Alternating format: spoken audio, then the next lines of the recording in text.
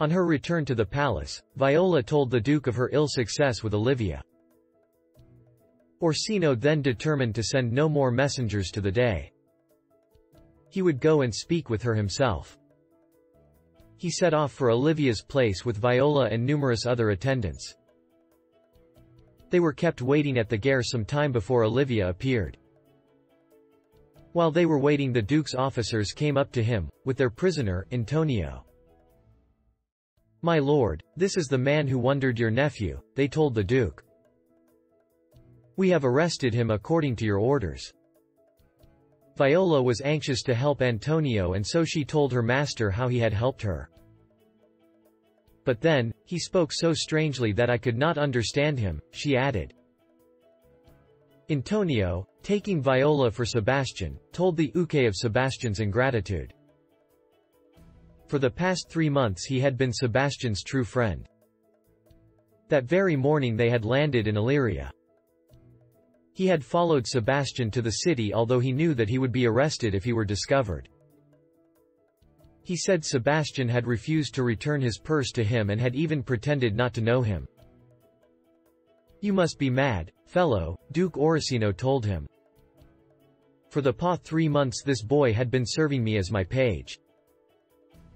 At the moment, that Lady Olivia appeared. Seeing her, the Duke ordered his officers to lead Antonio away. Now, he had eyes and ears only for the lady whom he so deeply loved. The Lady Olivia would not listen to Duke, her loving looks and words were all for his page. Orsino could not fail to see that his lady loved his page. The Duke then turned to go away.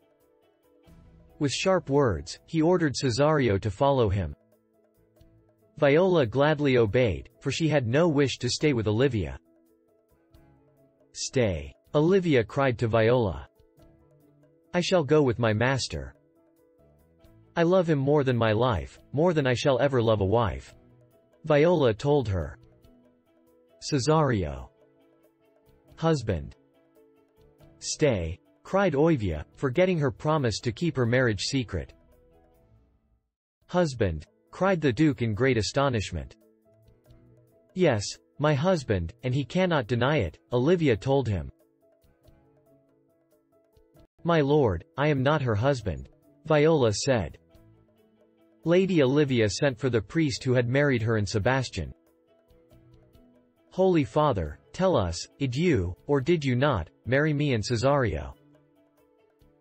"I did. Not 2 hours ago," said the priest. The Duke was now certain that Olivia had spoken the truth.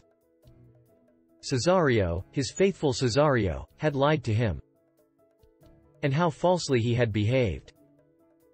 The Duke felt angry enough to kill the boy who had so betrayed him.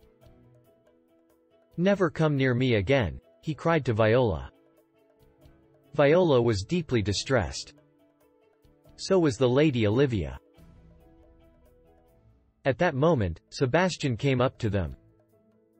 He greeted Olivia as his dear wife.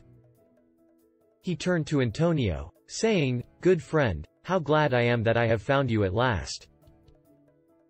I've been so anxious about you." Nobody spoke. All were dumb with amazement. They gazed at Sebastian and Viola in wonder. The two were so much alike that no one could say which were Sebastian and which was Cesario. Then Sebastian spoke.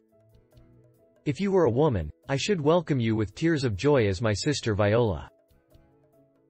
I feared that she was drowned. Can you be she? Wait but a moment and you will see that I am she. I will take you to a captain in the city. He saved me from the wreck and found these clothes for me. It was he who brought me to the Duke. My clothes are at his house. When I've put them on, you will see that I am truly your sister Viola," said Cesario. All became clear then. Everyone began to talk. Sebastian began to tease Olivia. "You fell in love with a woman and married a man by mistake," he said. Olivia looked delighted at the mistake she had made.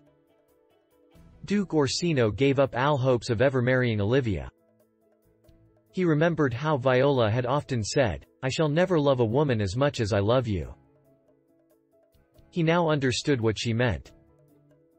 He asked Viola to marry him and she joyfully agreed. Thus the story comes to a very happy end. Sebastian and Viola have found each other. The Duke has a loving and faithful wife. The Lady Olivia had the husband of her choice.